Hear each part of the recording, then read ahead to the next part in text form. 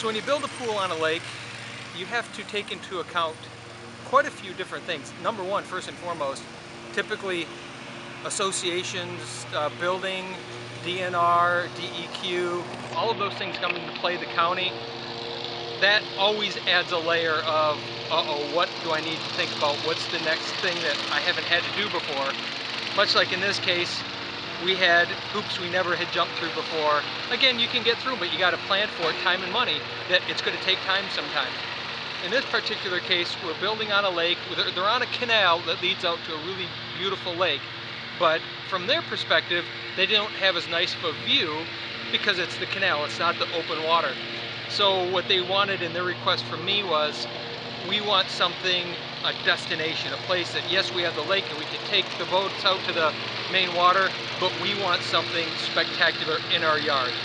And which led to a lot of challenges for me because, like in most cases with lake properties, there's always restrictions and there are always small spaces because, especially here in Michigan and maybe elsewhere, but in Michigan we have a lot of lakes, but it's prime property and therefore the lots get smaller and the houses get bigger, trying to cram as much onto a lake as possible.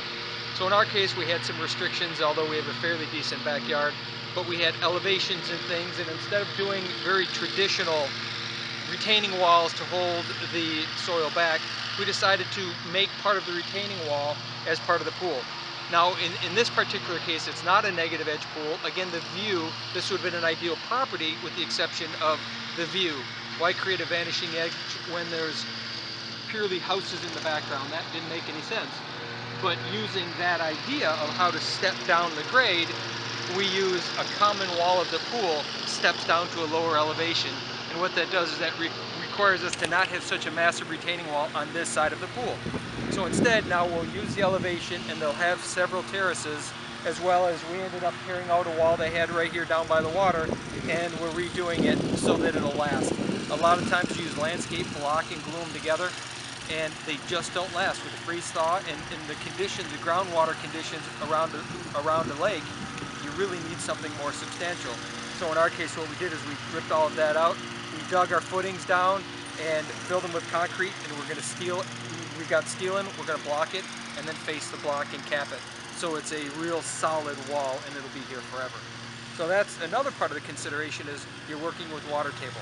You have an elevation of the lake, and everything has to work according to that, because when you're digging footings, you're going to dig into that, elevate it down into the water table. How do you handle that?